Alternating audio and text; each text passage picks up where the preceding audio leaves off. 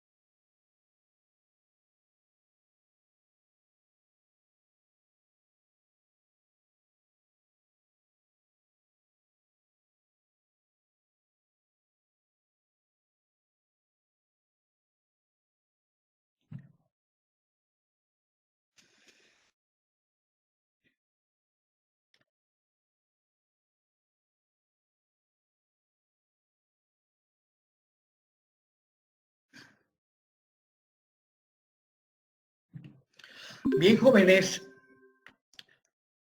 continuando con el desarrollo de la clase, estamos viendo el segundo tema del programa analítico de CIP 209, diseño a flexión simple. La clase anterior habíamos dado inicio a la explicación sobre el diseño a flexión simple según la norma americana. Pues bien, continuando con ese tema, a continuación voy a presentar las diapositivas, pero desde el lugar a donde habíamos llegado.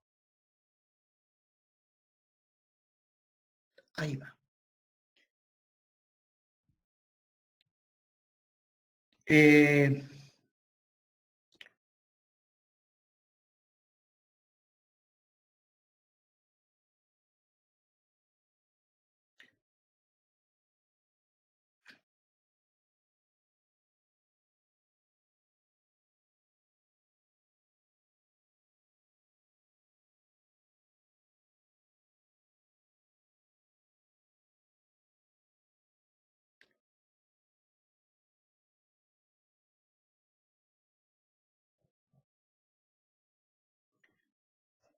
Bien, si tienen algún inconveniente, observar la pantalla, si tienen algún problema, no duden en avisarme para que veamos si podemos solucionar. ¿Ya? Yo puedo ver perfectamente sin ningún inconveniente.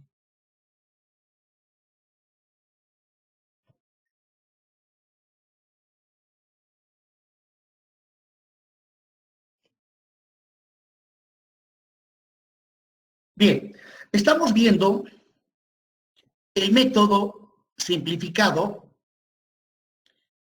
aplicado a el diseño de elementos estructurales sometidos a flexión simple.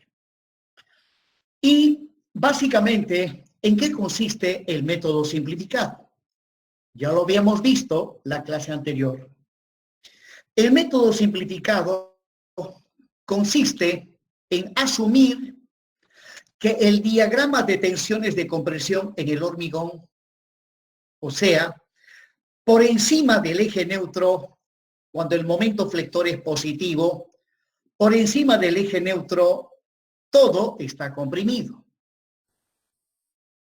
Y las tensiones de compresión en el hormigón varían de manera tal que en el estado de servicio la tensión máxima de compresión está en el borde superior. Y luego esas tensiones van disminuyendo gradualmente hasta que a nivel del eje neutro la tensión es cero. Y si la tensión es cero, pues la deformación a nivel del eje neutro también ha de ser cero. Sin embargo, el método simplificado que pregona la norma americana asume que el diagrama de tensiones de compresión en el hormigón es uniforme y constante, ¿no? Este método asume que la tensión de compresión en el hormigón, ¿ya? Es constante desde el borde superior comprimido hasta el eje neutro. Obviamente, eso es un absurdo. Si aplicamos nuestros conocimientos de resistencia a los materiales, a nivel del eje neutro, las tensiones y las deformaciones son nulas. Bueno, pero sin embargo, aquí este método simplificado asume que las tensiones de compresión son constantes hasta inclusive el eje neutro. Esa es la gran simplificación. Luego, la otra simplificación es que no trabajamos con el eje neutro verdadero, con la variable que me define la posición del eje neutro verdadero, sino que trabajamos con una variable que la norma americana lo identifica con la letra A mayúscula, que para nosotros es el eje neutro ficticio. ¿No? El eje neutro ficticio. Recordarán, en la clase anterior ya habíamos mencionado que con la letra C minúscula se identifica al eje neutro verdadero. Pues bien, hay una expresión que me permite relacionar el eje neutro ficticio con el eje neutro verdadero. Y esa expresión está en función de un coeficiente beta sub 1, donde este coeficiente, según la norma americana, vale 0,85 siempre y cuando la resistencia del hormigón a compresión simple sea menor o igual a 280 kilopondios sobre centímetro cuadrado. ¿No? Bien. ¿Me puedo retirar? Como iba mencionando, el método simplificado asume que el diagrama de tensiones de compresión es uniforme y constante y asume que esa tensión sigma C es igual a 0,85 de FC'. FC' es la resistencia del hormigón a compresión simple.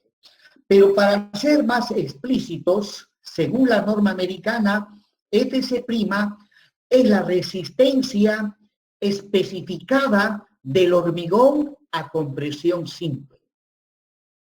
¿No? Y en el método simplificado se asume que esta tensión es constante, sea cual fuese la posición del eje neutro. Obviamente, ese también es otro absurdo. La tensión de compresión del hormigón depende de la deformación del hormigón, del aplastamiento que sufre debido al momento flector. En este caso, estoy mostrando un momento flector de signo positivo, ¿no? Donde la cola tracciona y la flecha comprime. Por lo tanto, acá arriba está comprimido. El hormigón sufre un aplastamiento.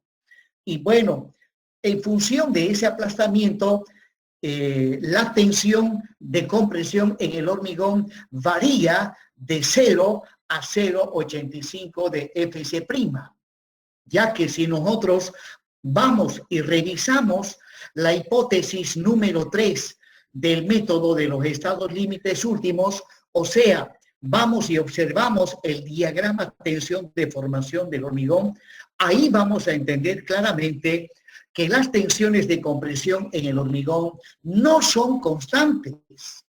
Bueno, pero este método simplificado trabaja bajo esas condiciones. Bien, en esta figura estoy mostrando una viga en volado visto de perfil. M sub n, que es el momento nominal, es la solicitación actuante. ¿No? Recuerden la tercera ley de Newton. Cuando dos cuerpos entran en contacto, el uno le aplica una fuerza al otro y el otro inmediatamente reacciona. O sea, a una de ellas es la fuerza de acción y la otra es la fuerza de reacción.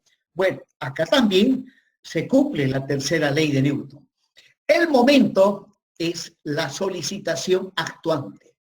Obviamente, inmediatamente, como este momento se aplica a la viga en su extremo embolado, inmediatamente aparecen las fuerzas de reacción.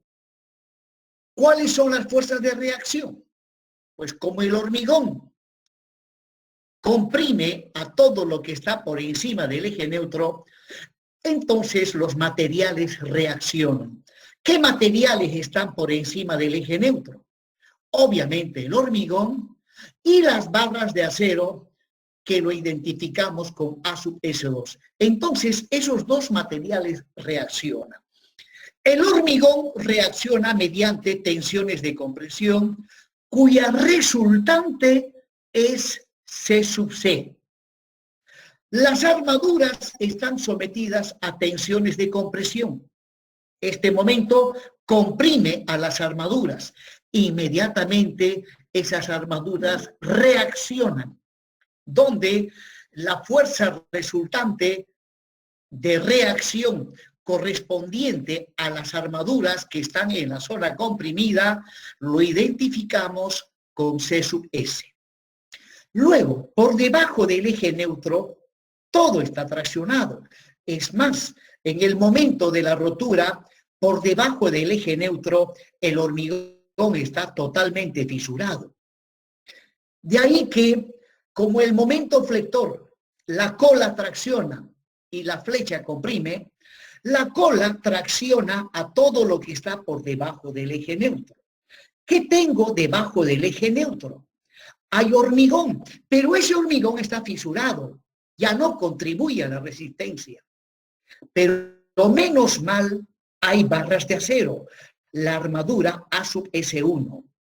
Esa armadura, debido al momento flector, es sometido a tracción. Pues la armadura inmediatamente reacciona con una fuerza que en este caso lo identifico con la letra T. T es la fuerza resultante de reacción en las armaduras, en este caso A sub S1, armadura traccionada. Entonces, ahí está la solicitación actuante, las solicitaciones resistentes y las dimensiones geométricas como la altura útil, R sub 2, el recubrimiento mecánico de la armadura que está en la zona comprimida, R sub 1, el recubrimiento de la armadura traccionada, A es la posición del eje neutro ficticio, por lo tanto, la altura útil menos el eje neutro ficticio me da este segmento que es D menos A. Luego, la resultante del diagrama de tensiones de compresión ha de estar justo ubicado a la mitad de la altura A, o sea, a 0,5 de A, midiéndolo desde el borde comprimido. Por lo tanto, desde la línea de acción de C sub P hacia el baricentro de la armadura traccionada, voy a tener una distancia que es igual a la altura útil menos 0,5 de A. Y finalmente, la distancia que hay de la línea de acción de la fuerza resultante en la armadura comprimida, C sub S, y la línea de acción de la fuerza resultante en la armadura traccionada, o sea, T, la distancia es igual a D menos R2, o sea, la distancia entre los baricentros de la armadura comprimida y de la armadura traccionada. Simplemente, a la altura útil le tengo que restar el recubrimiento mecánico de la armadura comprimida y de esa manera voy a tener la distancia entre las armaduras. Pues bien, necesito toda esta información para poder plantearme la quinta hipótesis del método de los estados límites. ¿Qué dice la quinta hipótesis? Dice que tiene que haber equilibrio estático entre las solicitaciones actuantes y las solicitaciones resistentes. Bueno, tiene que haber equilibrio estático. Y si hablamos de equilibrio estático, pues tenemos que hablar de las ecuaciones de la estática, ¿no? En este caso, podemos plantearnos sumatoria de fuerzas horizontales. Aquí las fuerzas son horizontales. Puedo escribir C sub C más C sub S menos T tiene que ser igual a 0, ¿no? Bueno, eso ya lo hicimos la clase anterior. Luego, puedo plantearme también otra ecuación de equilibrio, sumatoria de momentos con respecto al punto O. Si hago sumatoria de momentos con respecto al punto O,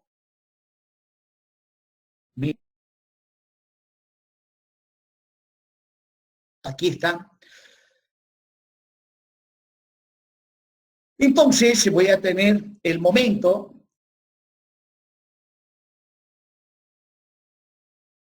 menos de R2, ¿no?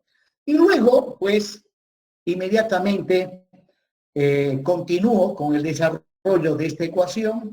Recordemos que C sub C es igual a 0,85 de FC' multiplicado por B, que es el ancho de la sección transversal, y multiplicado por el eje neutro ficticio.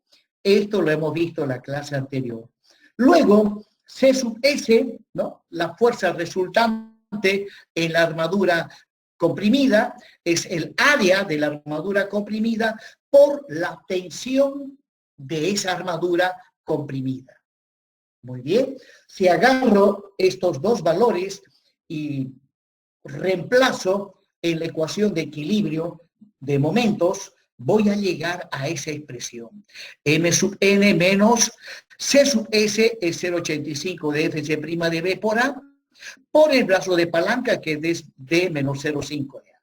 Luego, C sub S es A sub S2 por sigma S2 por su brazo de palanca de D menos R2 igual a 0. Y ahí está una de las ecuaciones de equilibrio que al final ha de ser una de las ecuaciones que utilizaremos para diseñar elementos estructurales de hormigón armado que estén sometidos a flexión simple. ¿Ya? Esa es la ecuación 2. La ecuación 1 la habíamos deducido en la clase anterior. Y la ecuación 2, esto que estoy mostrándoles en este momento, también lo había explicado la clase anterior. O sea, estoy haciendo un pequeño repaso de lo que hemos visto en la clase anterior. Obviamente no estoy repasando todo de nuevo, sino la última partecita estoy repasando para que así ustedes puedan entender, o se dice, agarrar el hilo y seguir entendiendo lo que a continuación vamos a ver. Seguimos con el método simplificado. Lo que estoy mostrando ahora en este dibujo es la viga en volado con todas sus dimensiones geométricas, la solicitación actuante, que es el momento nominal, pues como consecuencia de la solicitación actuante, la sección transversal se deforma. Se deforma de manera tal que en el momento de la rotura, ¿no?, ha de estar inclinado, de manera tal que por encima del eje neutro las fibras están comprimidas, por debajo del eje neutro las fibras están traccionadas. Pero no olvidemos que por debajo del eje neutro, en el estado límite último, el hormigón está fisurado, no contribuye a la resistencia. Pues bien, podemos ver que en la parte superior el hormigón experimenta un aplastamiento, el cual lo identificamos con E sub C. La armadura que está por encima del eje neutro, A sub S2, también experimenta un aplastamiento, que lo identificamos con E sub S2. Luego, la posición del eje neutro, en este caso, estoy trabajando con el eje neutro verdadero, que es E.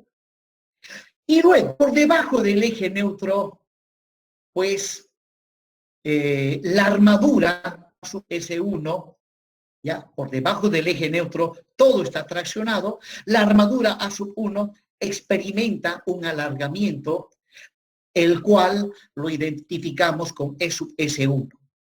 Y luego, desde el eje neutro al baricentro de la armadura traccionada, tengo la distancia que es igual a D menos C. La altura útil menos C. Aquí está la altura útil. Si le resto el eje neutro verdadero, esto me va a quedar D menos C. Pues este gráfico me está mostrando el plano de la sección transversal antes de aplicar la carga, que está en posición horizontal, y el plano en el momento, el plano de la sección transversal en el momento en que la viga llega al estado límite último. O sea, cuando la viga entra en colapso. Pues bien, en base a este gráfico, yo puedo obtener una ecuación muy importante, la ecuación de compatibilidad de las deformaciones. Pero antes de ello, la norma americana asume de que el aplastamiento del hormigón vale 0.03, ¿no? Y es una constante. Asume como constante este valor, sea cual fuese la posición del eje neutro. Obviamente, eso también es un absurdo, ya que el aplastamiento del hormigón, el aplastamiento que sufre el hormigón en la zona comprimida, depende de la posición del eje neutro. Depende de la posición del eje neutro. Pero la norma americana asume que es constante. Bien. A continuación voy a mostrar las ecuaciones de equilibrio que ya lo habíamos obtenido anteriormente, ¿no? La ecuación 1 la hemos obtenido en la clase anterior y la ecuación 2 lo volví a repasar hace un momento en la anterior diapositiva. Ahora voy a plantearme otra ecuación analítica que necesito para poder realizar un buen diseño. Es la ecuación de compatibilidad de las deformaciones. Pues bien, observando el plano de la sección sin deformar y el plano de la sección deformada, aquí aparecen diferentes triángulos. Por encima del eje neutro hay un triángulo grande y un triángulo pequeño. Y por debajo del eje neutro hay otro triángulo. Pues utilizo esos triángulos aplicando la función tangente, tangente del ángulo que se forma en la intersección del plano sin deformar con el plano deformado. Hay un ángulo ahí. Tomando como referencia ese ángulo, la tangente, ¿no? Trabajando por encima del eje neutro, la tangente con el triángulo más grande es cateto opuesto sobre cateto adyacente. El cateto opuesto es E sub C y el cateto adyacente es C. Y luego, con el triangulito más pequeño, ¿ya? El cateto opuesto es E sub S2 y el cateto adyacente es esta distancia. ¿A qué será igual esta pequeña distancia? Es simplemente C menos R2. Esta pequeña distancia es C menos R2. Y finalmente, si trabajo con el triángulo que está por debajo del eje neutro, la tangente es cateto opuesto sobre cateto adyacente, el cateto opuesto es E sub S1 y el cateto adyacente es D menos C. Pues bien, ahí está la ecuación de compatibilidad de las deformaciones. E sub C es AC, E sub S2 es AC menos R2 y E sub S1 es AD menos C. Esa es la ecuación de compatibilidad de las deformaciones, pero observen que la ecuación que me he planteado está en función del eje neutro verdadero, o sea, de C. Las primeras dos ecuaciones de equilibrio, si ustedes observan, estas ecuaciones están en función del eje neutro ficticio. La primera ecuación aquí está A. A es el eje neutro ficticio. En la segunda ecuación aquí está A. Aquí también está A. O sea, el método simplificado trabaja con el eje neutro ficticio, no con el eje neutro verdadero. Pues bien, a la ecuación de compatibilidad de las deformaciones que he obtenido, donde está en función del eje neutro verdadero, le voy a hacer un cambio de variable para poder trabajar con el eje neutro ficticio. Y para ello, esta ecuación lo multiplico por 1 sobre beta sub 1. Si cada uno de estos términos lo multiplico, ¿no? En este caso, beta sub 1 ha de afectar a todos los términos que están en el denominador. Si hago eso, voy a tener beta sub 1 por C, beta sub 1 por C, menos beta sub 1 por R2 y así sucesivamente. Luego, sabemos que el eje neutro ficticio es igual al eje neutro verdadero multiplicado por un coeficiente que la norma americana le llama beta sub 1. Entonces, A es beta sub 1 por C. Bueno, observemos acá esta ecuación. Aquí tengo beta sub 1 por C. Pues ahí tendrá que ir el eje neutro ficticio. Acá también tengo beta sub 1 por C. Ese es el eje neutro ficticio. Y acá también tengo beta sub 1 por C. Entonces, haciendo ese cambio de variable, finalmente llego a esa expresión. Es un C que vale 0.03 dividido entre beta sub 1 por C, que no es otra cosa que el eje neutro ficticio. En los demás términos también hago las simplificaciones y de esa manera llego a obtener la ecuación de compatibilidad de las deformaciones en función del eje neutro ficticio. Entonces, ahí están las ecuaciones, la 1, la 2 y la 3, las ecuaciones que se utilizan para diseñar elementos estructurales que trabajan a flexión simple. Muy bien.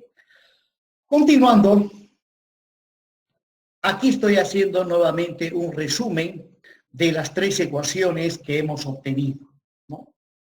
Que son ecuaciones de carácter absoluto.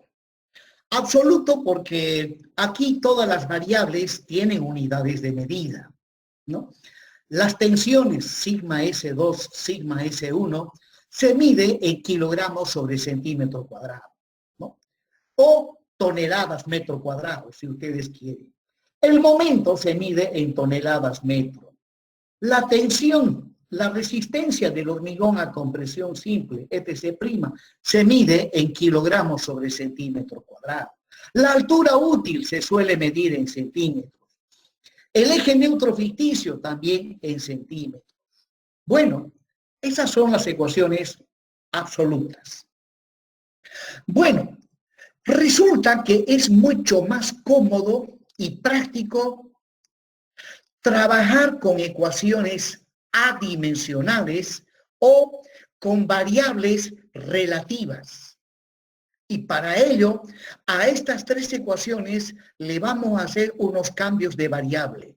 Repito, es muchísimo más cómodo trabajar con ecuaciones adimensionales, donde ahí todos los parámetros que se manejen han de ser de carácter adimensional. Bien, pero antes de ello, allí estoy mostrando la sección transversal de una viga sometida a un momento flector. La letra A me da la posición del eje neutro ficticio. H, la altura total de la sección transversal. R1, el recubrimiento mecánico de la armadura que está en la zona traccionada.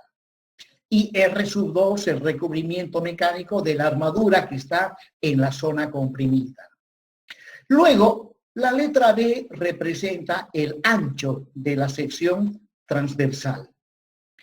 Y finalmente, acá tengo los recubrimientos geométricos. R sub G significa recubrimiento geométrico. El recubrimiento geométrico no es otra cosa el espesor de hormigón que protege a las barras de acero del oxígeno del aire o del oxígeno del agua, ya que las barras de acero no tienen que estar en contacto directo con el oxígeno del aire o el oxígeno del agua, ya que el acero, cuando está en contacto con el oxígeno del aire, inmediatamente entra en proceso de corrosión, de manera tal que esa barra de acero con el tiempo se va destruyendo y al cabo de cierto tiempo queda totalmente destruido, ¿no? Se oxida y ya la barra de acero pues no va a tener la capacidad resistente que se requiere. De ahí que por eso las barras de acero tienen que estar al interior de la masa de hormigón, ¿no? Cuando estamos en la etapa de construcción, tenemos que controlar minuciosamente los recubrimientos geométricos, ¿ya? La protección de las armaduras de que estén en contacto con el oxígeno del aire. Es importante el recubrimiento geométrico. De él depende el tiempo de vida útil de la estructura. Si materializamos un recubrimiento geométrico muy reducido y de yapa un hormigón de pésima calidad, entonces posiblemente esa obra al cabo de 5 o 10 años ya presente problemas de carácter estructural. Sin embargo, si ustedes dan un buen recubrimiento geométrico y el hormigón es de excelente calidad, entonces el tiempo de vida útil de la estructura puede ser 100 años, 200 años, 300, 1000 años, ¿no? Depende de ese parámetro geométrico. Bien. Ahí estoy volviendo a mostrar la expresión que me relaciona el eje neutro ficticio A con el eje neutro verdadero, ¿no? Lo relacionamos a través de un coeficiente beta sub 1, donde este coeficiente beta sub 1, según la norma americana, está en función de la resistencia del hormigón a compresión simple. ¿Ya? Según la resistencia del hormigón a compresión simple, beta sub 1 varía entre 0,65 y 0,85. Ahora, en principio trabajamos con el momento llamado momento nominal. Momento nominal. Pero eso en principio. Al final tenemos que trabajar con el momento denominado momento último. ¿Cuál es la diferencia entre el momento nominal y el momento último? El momento nominal es aquel momento flector, es aquella solicitación actuante teórica, ¿ya?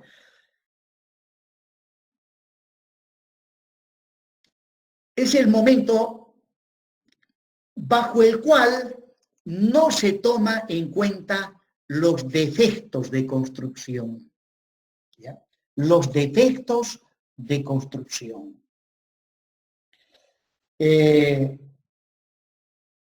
Resulta que para tomar en cuenta los defectos de construcción, al momento nominal le tenemos que multiplicar por un coeficiente phi.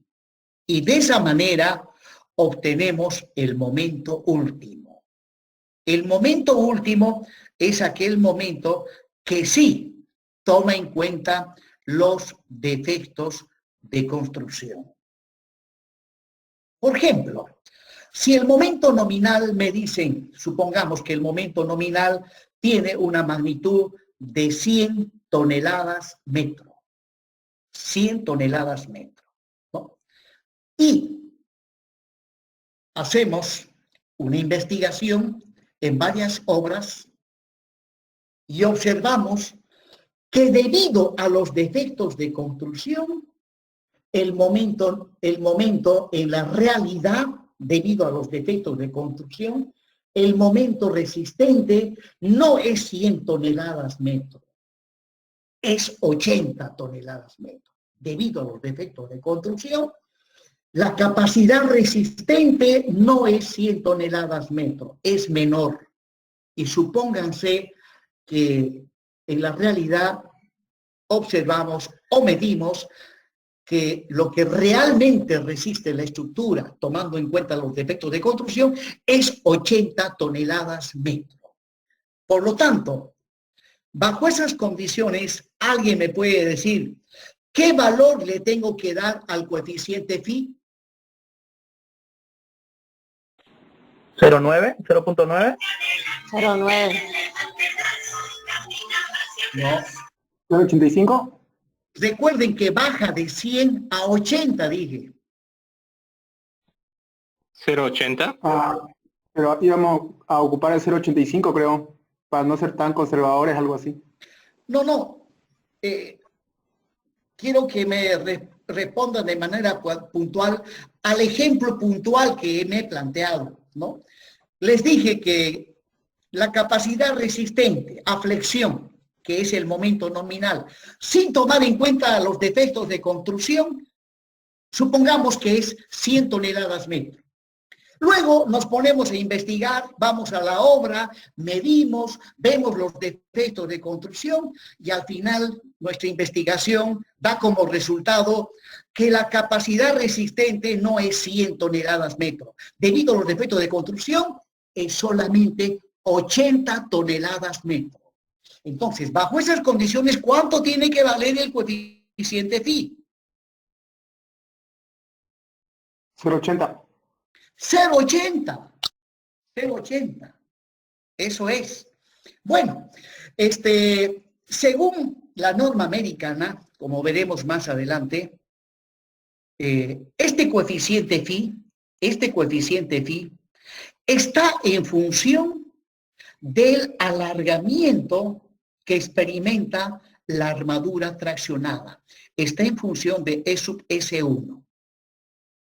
De manera tal que vamos a ver adelante que este coeficiente phi varía entre 0.65 y 0.9. Entre 0.65 y 0.9. ¿Ya? Bueno, al ladito he puesto otra expresión, ¿no? Donde conociendo phi, lo multiplico al momento nominal y tengo el momento último. O de lo contrario, si tengo el momento último, lo divido entre phi y voy a tener el momento nominal. ¿No? Esto ya es, diríamos, álgebra. Lo que sí tenemos que tener presente de que en el diseño simplificado que maneja la norma americana, se manejan estos dos coeficientes, beta sub 1 y phi. Beta sub 1 está en función de la resistencia del hormigón a compresión simple. Y phi está en función del alargamiento que experimenta la armadura traccionada, ¿no? Y beta sub 1 varía entre 0.65 y 0.85. Y phi varía entre 0.65 y 0.9. Y bueno, vamos a ver más adelante que para el caso específico de flexión simple, este coeficiente vale en realidad 0.9. O sea, que debido a los defectos de construcción, el momento nominal es reducido en un 10% solamente, no en un 20% con el ejemplo particular que puse hace un momento. ¿Ya? Bien, prosiguiendo con la explicación, seguimos con las ecuaciones absolutas. Ahí nuevamente estoy mostrando las tres ecuaciones absolutas que dije que son las ecuaciones que se utilizan para diseñar la flexión simple. Bien, pero vuelvo a repetir lo que mencioné hace un momento. Desde el punto de vista práctico, es mucho más conveniente trabajar con ecuaciones adimensionales, con variables relativas. Pues bien, eso vamos a hacer en este momento. Estas tres ecuaciones absolutas las vamos a convertir en ecuaciones adimensionales. adimensionales. Lo que vamos a hacer es simplemente lo que en matemáticas se denomina cambios de variable. Le vamos a hacer unos cambios de variable. Y hablando de cambios de variable, eso me hace recuerdo cuando llevaba la materia de ecuaciones diferenciales, ¿no? Ahí, para resolver una ecuación diferencial, sí o sí había que hacerle cambios de variable a fin de simplificar la ecuación,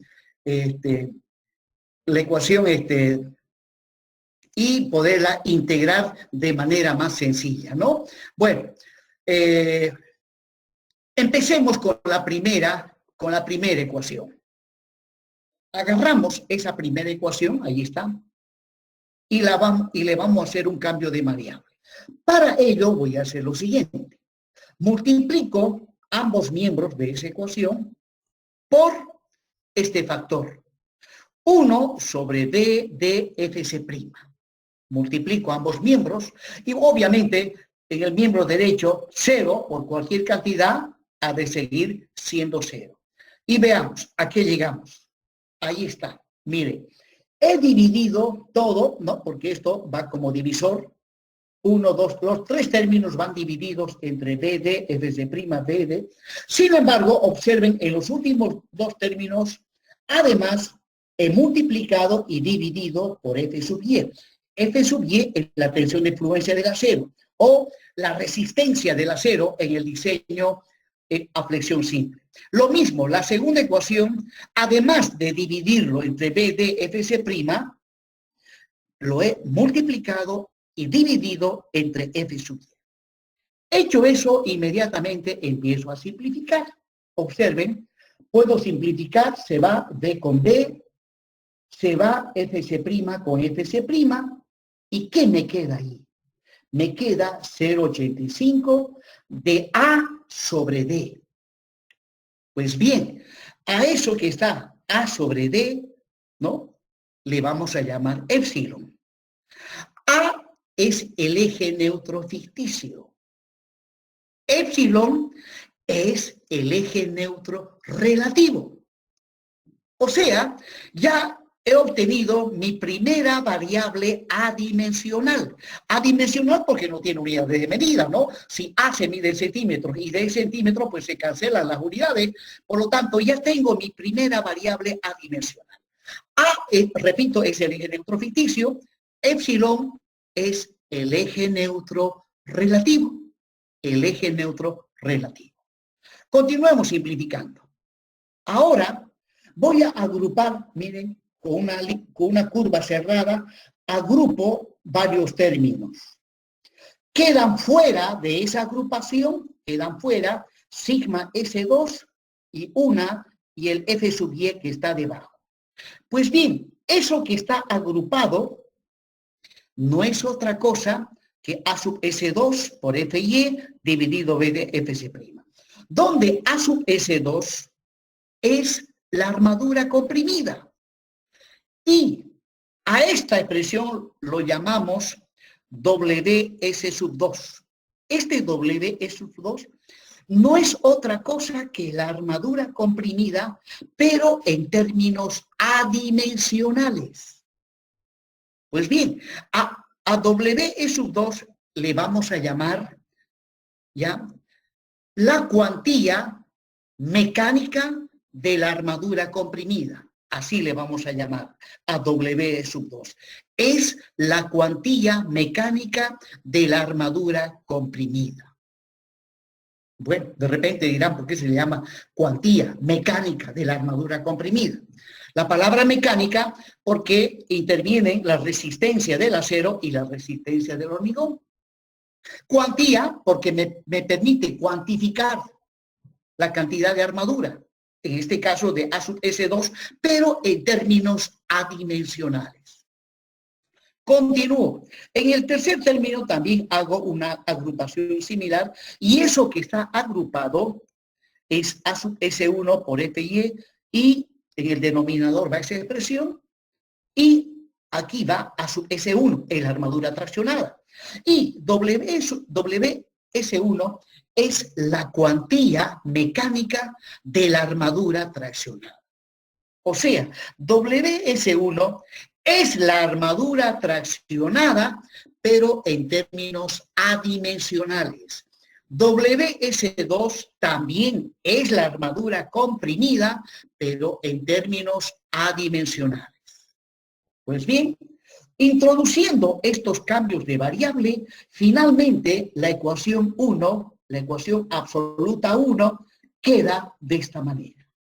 Mire, 0,85 de epsilon, recuerden que aquí queda A sobre D y A sobre D es epsilon, más omega S2 por sigma S2 sobre FY, menos omega S1 sigma S1 sobre FY igual a 0. Ahí está nuestra primera ecuación adimensional. De manera tal que de aquí en adelante, a la armadura que esté en la parte traccionada, lo vamos a manejar mediante esta variable adimensional, WS1, cuantía mecánica de la armadura traccionada. Y a la armadura comprimida, mediante la cuantía mecánica de la armadura comprimida, y el eje neutro ya no es A, sino epsilon. La nueva variable que de aquí en adelante vamos a manejar para el diseño a flexión simple. Continuemos. Ahora voy a agarrar la segunda ecuación. Ahí está la segunda ecuación. La tengo que convertir en una ecuación adimensional. Para ello, multiplico esa ecuación por este factor. 1 dividido b cuadrado fc'. Entonces, ambos miembros lo multiplicamos por ese factor y ahí está, ¿no? Y al mismo tiempo, recuerden que m sub n, lo hemos visto en la anterior diapositiva, m sub n es m sub u sobre phi. Entonces, donde dice acá m sub n, reemplazo m sub u sobre phi. Y luego, en el denominador va d cuadrado fc'. En el segundo término, va todo el segundo término dividido b cuadrado de fc'. El tercer término también lo divido entre b cuadrado de fc', y al mismo tiempo lo multiplico y lo divido entre f sub y. Ahora, simplifiquemos. Si simplificamos, veremos lo siguiente. Que a este primer término, que es m sub u dividido phi d cuadrado de fc', a todo eso le vamos a llamar simplemente mu sub u. Mu sub u. Mu es el momento flector último. M sub u es el momento flector último. Pues mu sub u es el mismo momento, pero en términos adimensionales. Y le vamos a llamar el momento flector reducido. Mu sub u es el momento flector reducido. Muy bien, continuemos con las simplificaciones. Ahí se va B con B, se va FC' con FC'. ¿Y qué me queda? Me queda A sobre D cuadrado. Recuerden que A sobre D es epsilon, pero me estaría sobrando una D. Esa D lo voy a introducir dentro de este paréntesis. Una de las D pasa a dividir, y al dividir esto va a ser 1 menos 0,5 de A sobre D. Y A sobre D otra vez es epsilon. Luego, en el tercer término, ahí agrupo, y ustedes ya saben a qué es igual esa agrupación. Es la cuantía mecánica de la armadura comprimida. Pues introduciendo estos cambios de variable, ¿no? Aquí también tengo d cuadrado. Una de las d's entra dentro del paréntesis. Y esto se convierte en 1, y esto es menos r sub 2 sobre d, y r sub 2 sobre d es igual a delta 2. Recuerden que r sub 2 es el recubrimiento mecánico de la armadura comprimida. Pues bien, delta 2 es también el recubrimiento mecánico relativo de la armadura comprimida. Bien, introduciendo todos esos cambios de variable, finalmente la segunda ecuación absoluta convertida en ecuación adimensional queda de esa manera, ¿no? El primer término es el momento flector reducido, menos el 85, el eje neutro relativo, factor de 1 menos 0,5, otra vez viene el eje neutro relativo, menos la cuantía mecánica de la armadura comprimida. Sigma S2 es la tensión en la armadura comprimida, F sub Y, la tensión de influencia del acero, paréntesis 1 menos delta 2. Delta 2 es el recubrimiento mecánico relativo de la armadura comprimida. Bien, faltaría adimensionalizarla, la tercera ecuación. Vamos a la tercera ecuación. Ahí está. Es la ecuación de compatibilidad de las deformaciones. Muy bien. En este caso lo que hacemos es multiplicar la tercera ecuación por este factor. 1 dividido 1 sobre D. Entonces, este 1 sobre D que está en el denominador ha de afectar a todos los términos que están en el denominador en la ecuación 3. Si hacemos eso, ha de quedar de esta manera. A sobre D menos beta 1 por R2 sobre D y así sucesivamente. Y ahora simplificamos. Recordemos que A sobre D es el eje neutro relativo. Entonces aquí tengo A sobre D, eso es épsilon. Aquí también esto es épsilon. Luego, aquí también tengo A sobre D, es épsilon. Pues bien, introduciendo esa simplificación, ahí está la ecuación de adimensional, o sea, la ecuación de compatibilidad de las deformaciones adimensional. Recuerden que R sub 2 sobre D es delta 2, el recubrimiento mecánico relativo de la armadura comprimida, ¿no? Aquí D con D se simplifica y me queda simplemente beta sub 1. Pues bien, aquí estoy haciendo ahora un resumen de las ecuaciones adimensionales para el diseño a flexión simple, ¿no?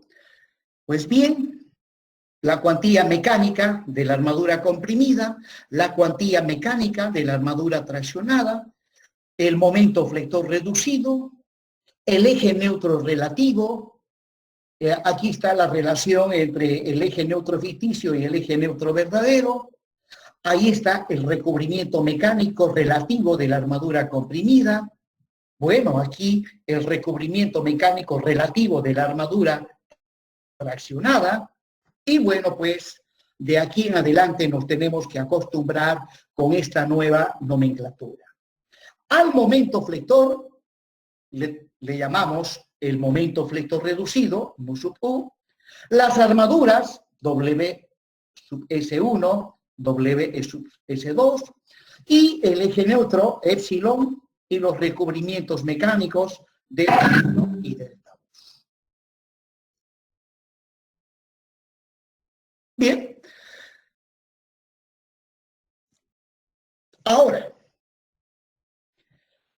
con respecto a la armadura comprimida, cuando hacemos un diseño a flexión simple, un diseño llamado económico y dúctil, se observa, y esto ha sido verificado a través de ensayos en laboratorio, ya se ha verificado que por lo general la armadura comprimida, la armadura que está en la zona comprimida, no es necesaria. No es necesaria esa armadura, ya que el hormigón es un material que tiene excelente resistencia a compresión. Por lo tanto, las tensiones de compresión que el momento flector induce sobre el hormigón que está por encima del eje neutro, el hormigón lo puede resistir sin ayuda de la armadura. El hormigón solo puede resistir las tensiones de compresión producidas por el momento flector. Entonces, generalmente, cuando se hace un diseño dúctil y económico, no se necesita la armadura comprimida. Pero sí, por cuestiones constructivas, se debe colocar por lo menos una barra en cada esquina, justamente como estoy mostrando el gráfico, por lo menos una barra en cada esquina, para así tener donde asegurar unas armaduras que se denominan estribos. ¿Ya?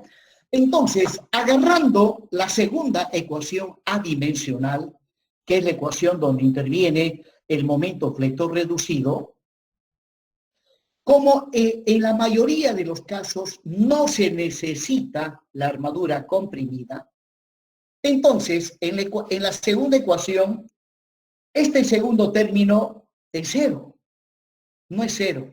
Por lo tanto, la segunda ecuación de equilibrio quedaría de esta manera.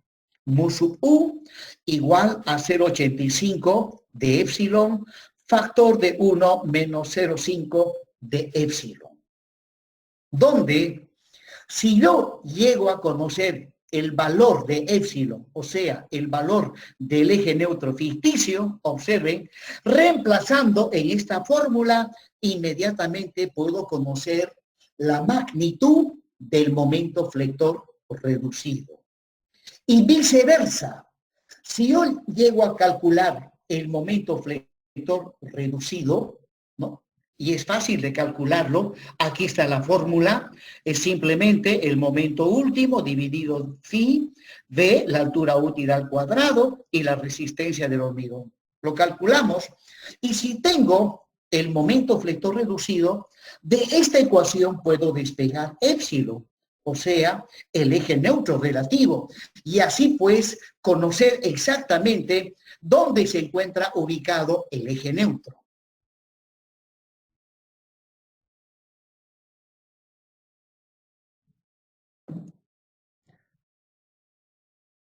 Bien, jóvenes, tengo las 19:35. Las clases de hoy son hasta las 19:45.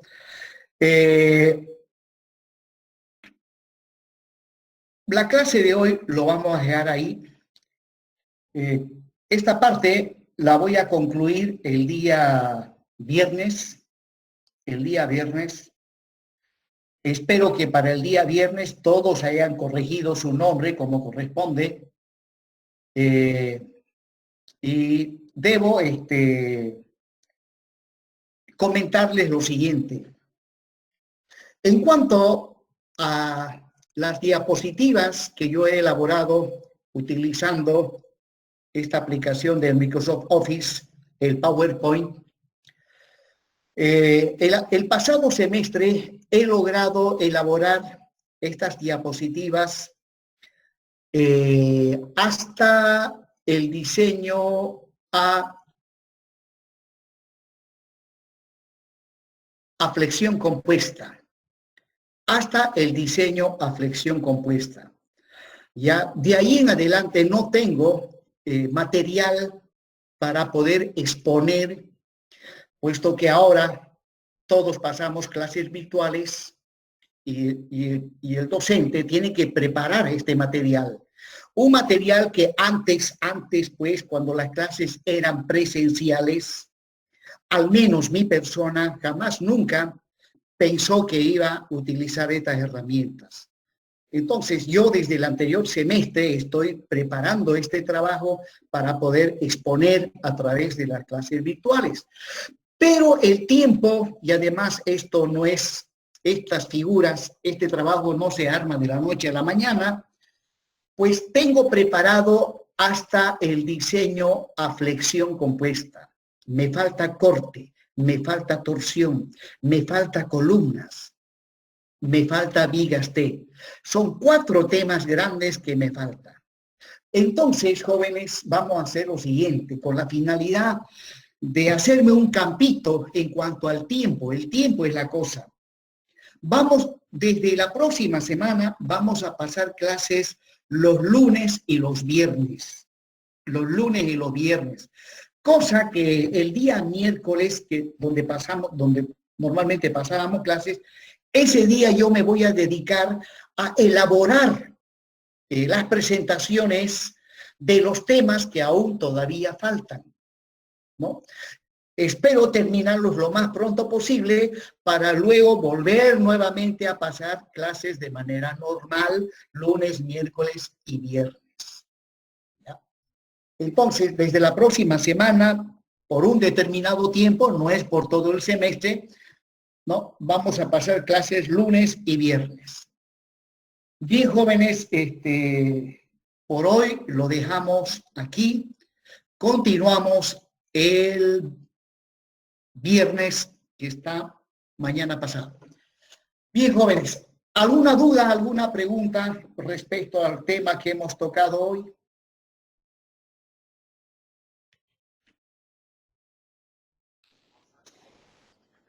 Ingeniero, respecto al horario, disculpe, ¿no podría ser los lunes y los miércoles? Y ya sábado prepararía, como te estaba diciendo. Bueno, las clases dije que van a ser los lunes y los viernes. Ahora, en cuanto al horario, pues el horario se mantiene. No podemos modificar el horario. Pasa que solo decía, ¿no? Si no se podría los lunes y los viernes, los lunes y los miércoles, pasar la clase y los viernes usted prepararía lo que usted dijo. Lo que sucede es que el día viernes tenemos más horas. Miren, yo tengo, apenas hemos llegado a qué diapositiva, a ver. Hoy día hemos llegado, son muchas diapositivas que todavía me faltan aquí. Ya hemos llegado hasta aquí, estoy en la 15, falta la 16, la 17, la 18, la 19, hasta la 19, pero terminarlo esto el día viernes. Y el día viernes es donde tengo más tiempo. ¿Ya? Lo que sucede es que les estoy explicando paso a paso todo el procedimiento. Porque esto yo podría avanzarlo más rápido, pero pues esa no es la finalidad. Lo que queremos es aprender, ¿no? Y para aprender hay que ir un poquito más lento. Y por lo tanto, el viernes es donde yo tengo más tiempo para avanzar. Mantenemos nomás el viernes. Y además, como es en la mañanita, pues uno está con todas las energías para poder trabajar. Sí, me parece bien, ingeniero. Bien, jóvenes, entonces, ¿alguna duda? Si no hay duda, Ingeniero, una consultita. Adelante. Lo que pasa es que recién me metieron al grupo y recién puedo entrar a las clases. Las anteriores clases, ¿no la grabó por si acaso? Todas las clases se graban. En este momento voy a dejar de grabar esto. Ya. Detener grabación. ¿Dónde la Y puedo? tengo, lo conocen a Pablo Navas, ¿no? Pablo Navas, el encargado del CCT. Sí, sí. Él me está ayudando en esto de los videos, ¿ya? La vez que todas las clases grabadas, tomen contacto con él y él les va a explicar todo lo relativo a los videos. ¿Ya? Ok, ingeniero. Ya, ok. Gracias. Listo. Bien, jóvenes. Hasta el viernes, entonces. Hasta luego. Hasta luego, ingeniero. Hasta luego, hasta luego.